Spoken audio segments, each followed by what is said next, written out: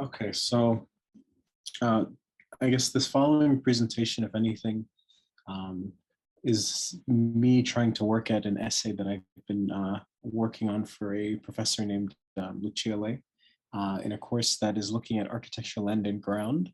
Um, Specifically how, architecture and ground, if anything, are not things that are before and after, but, still continue on. I will say that this is still very much work in progress, but I would like to thank her. I'd also like to thank Soha, as well as Jack Ishkanes, who I'll be talking about today, as well as Dr. Hashim Khalifa, who has, worked closely with him as well. And, anything that you benefit from this, I credit to them and, law, but anything that's, inaccurate or, doesn't make sense, I will take the blame for. So the goal of this is to essentially pair, I guess, the natural and built landscape of the British-colonial Gezira Scheme with then the work of Jack Ishkanes in order to, I guess, create two threads that look at improvement of land and ground and modernizing architecture, as well as in the residential work of Sudanese-Armenian architect Jack Ishkanes, in which we actually see, vernacular reclaimed. But to start, I guess the first thing I'd like to ask is, what is improvement?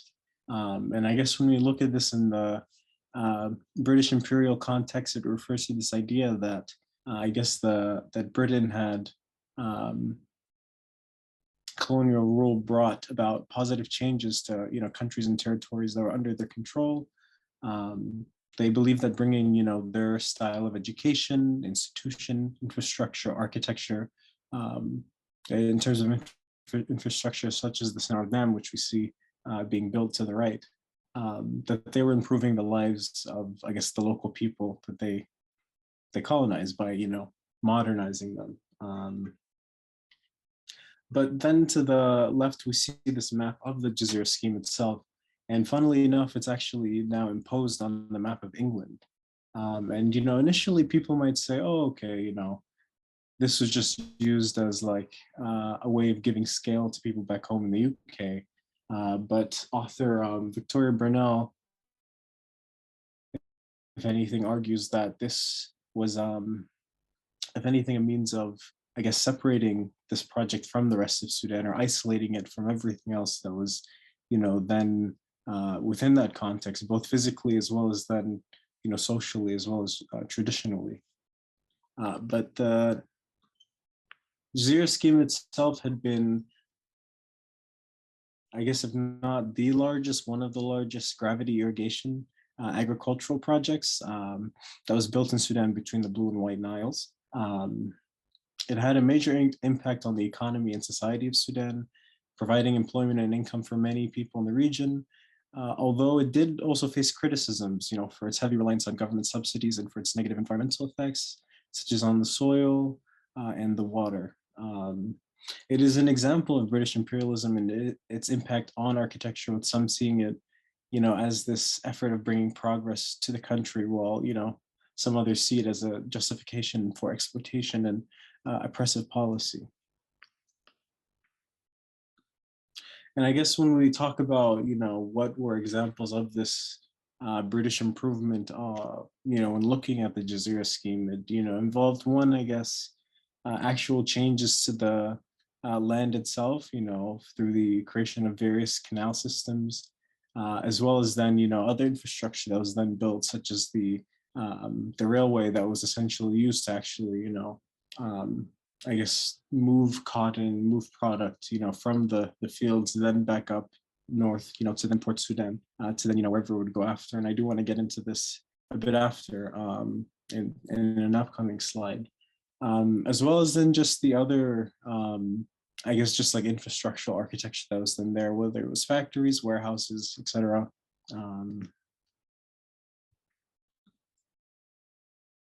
But I guess the question is really like, who had this been an improvement of? And I had found this quote where it's Tayyip Saleh talking about I guess, the Gezira scheme, and he described it as the government decided to reorganize their lands into a large agricultural project, which the government itself, with all of its power and authority, would supervise, suddenly found their village alive with land surveyors, engineers, and inspectors. While many people in Sudan do look at, the Gezira scheme as a success, I really want to ask, who benefited from this, improvement, as well as, who came at the cost of this improvement. And to the left, we see, an image of of laborers actually, working at the cotton. And that's a question of, really who were these people?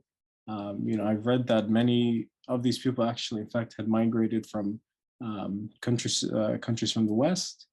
But then I also have this now paired with an image of a mill workers essentially in Lancashire in the UK, where, if anything, was it done to improve, Sudan, or was it really done as a, I guess, a large scale project to just extract from, I guess, a country who had, a lot of resource. But then with that, we do, get to see, I guess, traces now of, what was this like British colonial architecture. And to the left, we see this image of, I guess, a Jazeera plantation syndicate inspector's home, which had adopted this tropical style. And I guess with the tropical style, it really had, the goals of, I guess, one, protection from the climate, as well as then protection from the disease that, the British had been, I guess, scared of. But with that, though, in that style, there had been, I guess, 3 layers of defense, which had been, the gardens around, which you can see, as well as then the use of verandas, but then finally, just more modern insulation systems, such as, Silatex. But with this, we now see this, I guess, hybridity now of what might have been, British perception of what was vernacular to then, their own, I guess, just what they, I guess, perceived as modern, construction conventions. So, you see this image of essentially a market in Port Sudan, where, you see this, I guess, corridor of, arches, but then paired with it, these, this thin steel truss system, which, I found to be of interest. But and then there was also this one project, which is actually the Jazeera Scheme board headquarters in Barakat, which is like a suburb of Medini. I'm still trying to find more information on it, but it's one, a very captivating building, the color of the green, as well as just the depth of the verandas. I do want to find more about it, but I have yet to.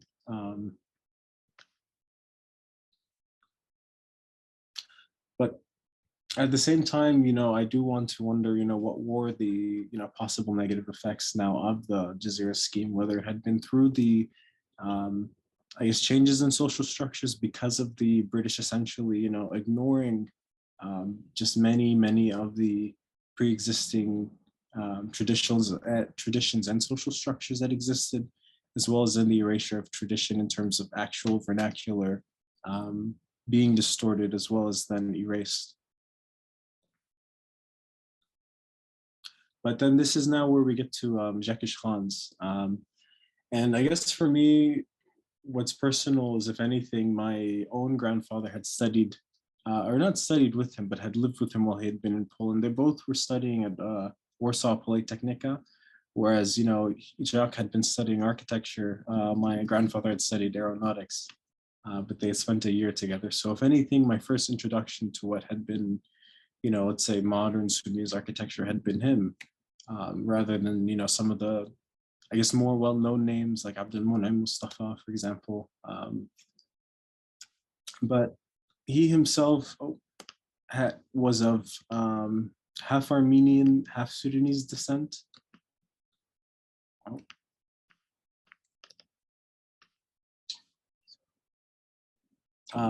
His father himself, when first immigrating to Sudan, actually was located in Medini, funnily enough, not too far from, the Jazeera Scheme project. But it wasn't until a few years later, which his family, migrated to Khartoum, and he was then able to study art, which then, led him to studying architecture in Poland. Um, but upon his graduation, he did work, for the Public Works Department, actually with Dr. Hashim Khalifa in their, I guess, early days of their careers, but also, had worked with the Greek engineer Stephanidis as well. But he had not stayed in Sudan for long, as he moved to Qatar in 1974 to establish his own office. He'd still practiced in Sudan. Upon talking to him, he did describe the struggle for, a Sudanese identity in architecture. The following images were examples of a earlier Mediterranean style that he had used, which had been, desired by many. But it's, although, beautiful in ornament, it did echo some undertones of British tropical style. And I guess in Jacques' own words, he himself said at the beginning, nobody ever had seen a Nubian house in Khartoum thinking of it as having, thinking of it none other than a mud house. Others having preferred my, earliest Mediterranean designs. And it wasn't until after I built my first Nubian house, people and architects were more convinced. And I do want to take a second to just, I guess, think about what he, described as some of his, I guess, early inspirations that were, also then local to Sudan. Although he himself is constantly searching for an identity for, Sudanese architecture, he credits, I guess, these two styles which we see to the left, which is, if anything, a drawing done by Egyptian architect Hassan Fethi. And with the Nubian vernacular, for him, it had been the forms and details that he then later adapted into his own work. And with Hassan Fethi, he specifically credited him for having shown him the road to find and respect and implement our heritage. But then to the right, we now see a oil painting done by Jack Ishkanes himself. And it's of essentially the neo-colonial structures that he had, seen in Sawakin as a child, always having been in awe of the Mashrabiya's screens. So I wanted to look at just one building for now that he had designed, and the following is Dar al-Qamar. And it's located in Soba, which funnily enough is not too far from the Gezira Scheme itself. It's just north of the Blue Nile. If anything, it's like I'm trying to look at, I guess, just the architecture that is in that region. But the name of the project itself was derived from, I guess, just inspiration he had gotten from having seen the moon and the stars reflecting on the water of the Nile, just south of the project site. So I guess one thing with Jacques happens to be, I guess, the ornament that he uses. He himself having, credited the forms and the decoration of Nubian architecture being a major inspiration in his work. But it wasn't only, I guess, just ornament to him. It was also then actually understanding what spatial order was in terms of traditional lifestyles. Having focused on, I guess, what would be courtyard, veranda, as well as then, living quarters that were now divided by these spaces. And I guess with that, he was also interested in climatic response as well.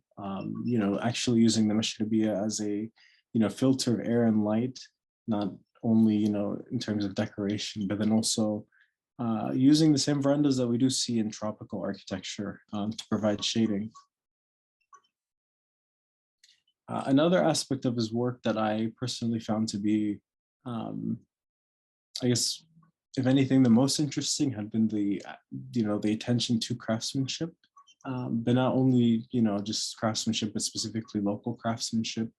A lot of his work has this emphasis on actually, building on site from, something as small as the details of the tiling used to even, actually, casting the capitals and bases of his columns, in some of his work. He himself had said, without the local craftsmen, it is difficult to create regional and vernacular architecture. But at the same time has now, been worried with the decline of, available craftsmen. But then at the same time, he himself describes this phenomena, I guess, known as adaptation, where if anything, it's a matter of, well, how do we, I guess, create synergy now between what are, modernist and vernacular architectural elements. So to the left, although you can't really see it, we learned that there's the contemporary construction practice of having built Dar al-Qamar essentially on a stripless or on a strip foundation without using any deep columns. But it's like, although he had used that, then, for the ground, he then actually uses locally collected red clay brick to cover that slab. And then to the right, we do see then this straw coned cover, which can also be seen, used again on the roof or the second floor now of the home. That was, actually built and not there for, decoration in order to actually cover up water wells in his work. But there's not only this project, he then has, various other work that still, I feel like, needs to be documented, if not, conserved. That being, Dar Mabruka, the first personal residence that he had done, Dar Shumina, which had been the first project he had done using Nubian vernacular for, I guess, an external client, as well as then the Muhammad al-Hassan residence in Dar al-Surur, which was a 3-home complex. But the work itself right now still has a long way to go.